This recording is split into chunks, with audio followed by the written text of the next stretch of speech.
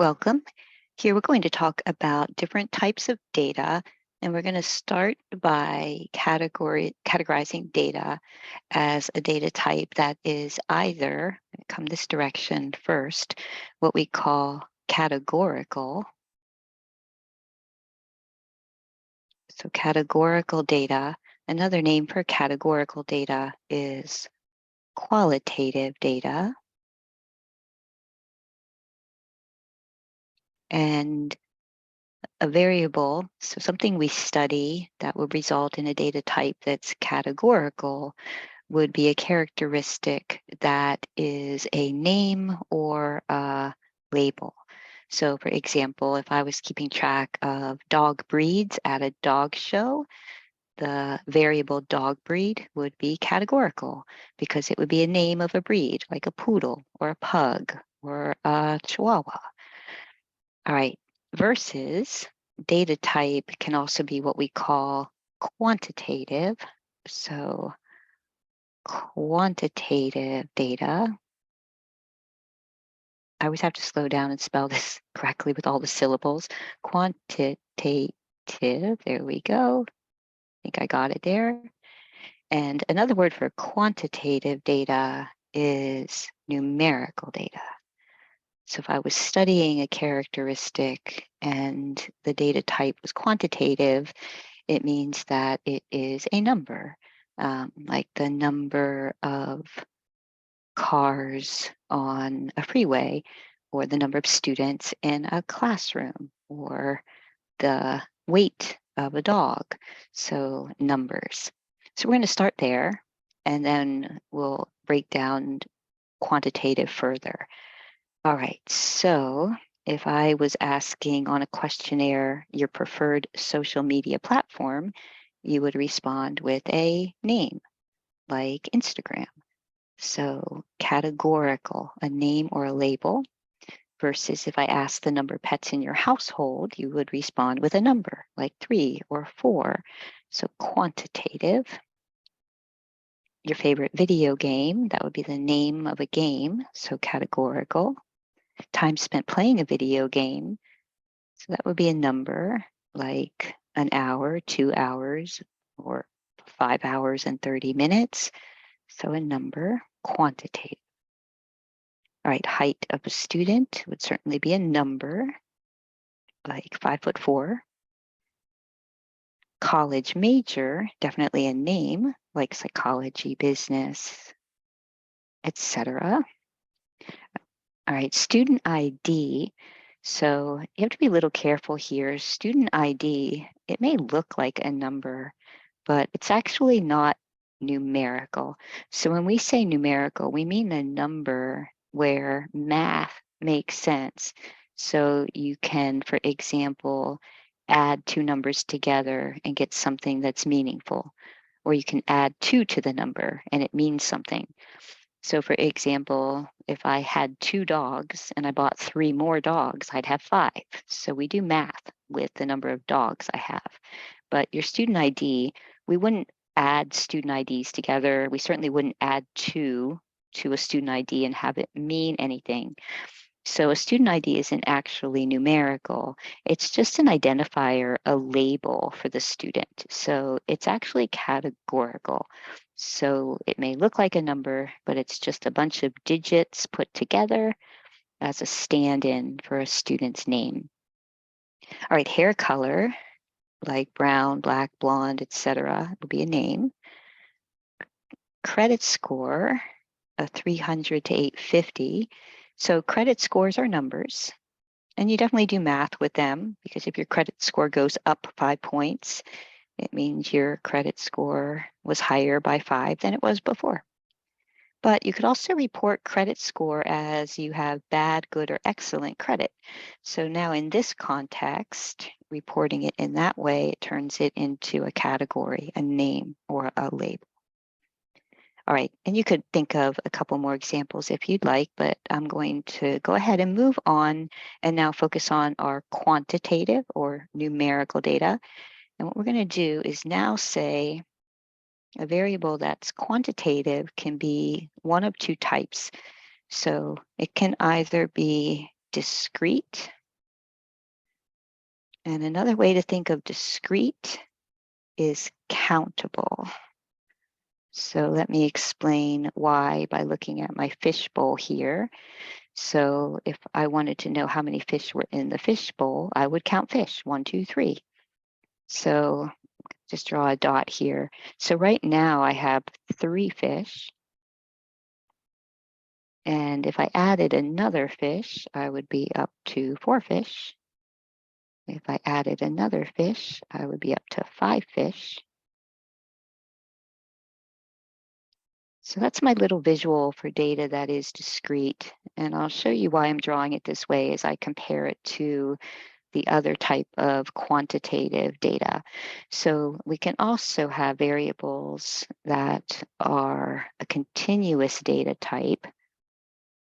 So data that's continuous, these will be values that you can think of as being measured. So like the volume of water in that fish tank, or putting it in a measuring cup here, volume of water. So here's the deal with continuous versus discrete. I'm going to use my same number 3. Let's talk about now 3 cups of water. And then if I added more water to the tank or the bowl, I could have 4 cups. I could have 5 cups. All right, but now the difference is back here, when we were counting fish, you would have to go 3 fish plus another one is 4. 4 plus another one is 5. But when you're adding water, so think about pouring water into this cup. When you pour water, you can't go right from 3 cups to 4 cups. The water pours out, right? It's a continuous stream of water. So now I'm going to connect those dots, because the only way to get from 3 cups to 4 cups is to pass through all these values in between.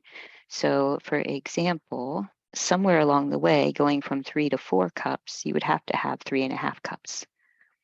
And going from 4 to 5 cups, somewhere along the way, for example, you'd have to have, I'll go with 4.75 cups, 4 3/4 cups. So continuous means between any 2 values, there's always other possibilities. So even though we might round the numbers, maybe to whole numbers, if we're talking here about my cups, it's not what we write down, it's about what's possible. So discrete means between these consecutive numbers, there's no other possibilities. You have to go from 3 fish to 4 fish.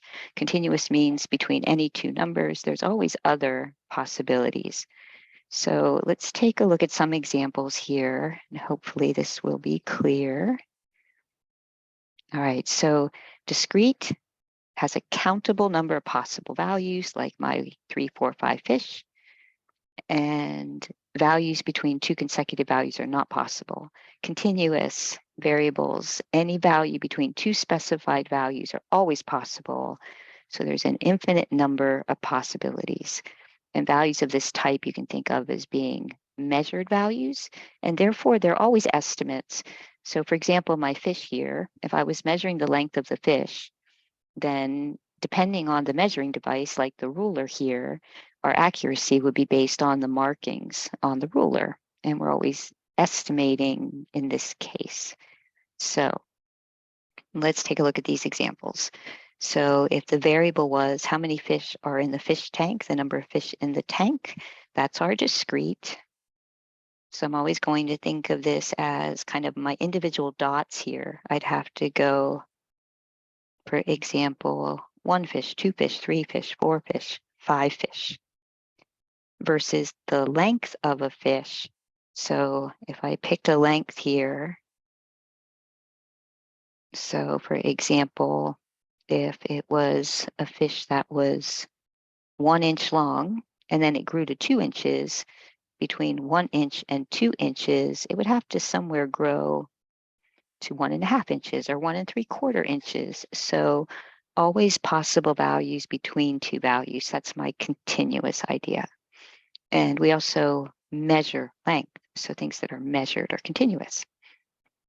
Okay, the view count for a video, so like 3, 4, I don't know, 1,000, 1,001, this would be discrete. We would count those view counts, right? So you could have 1, 2, 3, etc. But you can't have anything between, like between 1 count and 2 counts.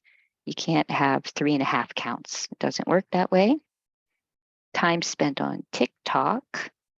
So time is something we measure. It's continuous.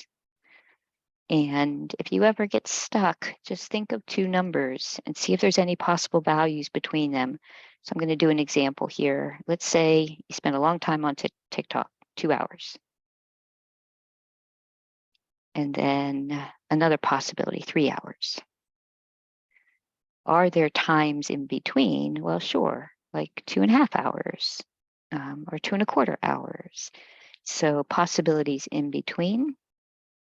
For any 2 numbers that you pick, make it continuous. All right, number of dogs on a dog beach. So that would be like my dots here, 1 dog, 2 dogs, 3 dogs, etc. I would count the dogs on the dog beach.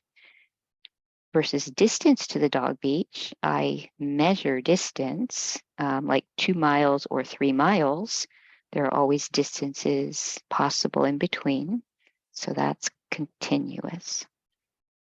And then in a study, the participants' estimate for the height of a 3-meter image projected 12 meters away.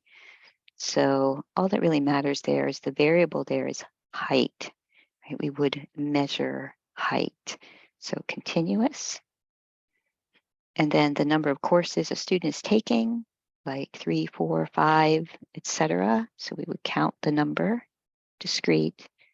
Calories in a churro. So I know sometimes you'll hear people say, I'm counting calories, but calories actually are not discrete. So for example, I'll just use the 2 here. You could have 2 calories or 3 calories, but you could have 2.5 calories. So calories are a measure of the energy in a food. So calories are actually measured, not literally counted. So calories are continuous. All right, age of a college student.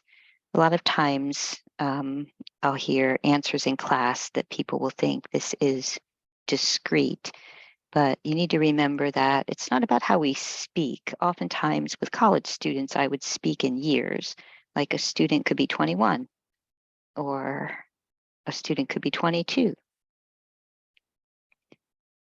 But of course, there's numbers in between, right? We might speak in whole numbers, but you could be 21 years, 4 months, and 3 days. So you're aging, if you age from 21 to 22, there's lots of values there, infinitely many values in between as you go through time. So time is continuous and age is a measure of time. So the time you've been alive. Okay, and then I'll just end here with a string of examples. So let's talk about continuous. So anything that you measure, like length of a fish, height, weight, time, area.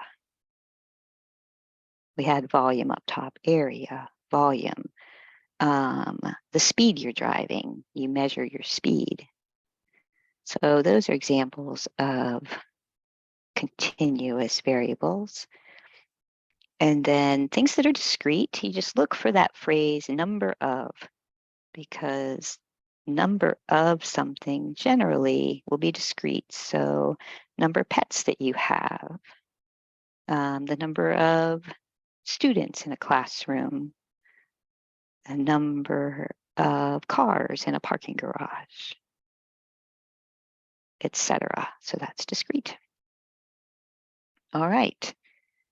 So that's the summary there of our data types. And then hopefully this image helps you keep track. So going back to the beginning, Data types can be categorical, those are just names or labels, or or quantitative, the numerical ones. And then we broke down numerical into either discrete or continuous.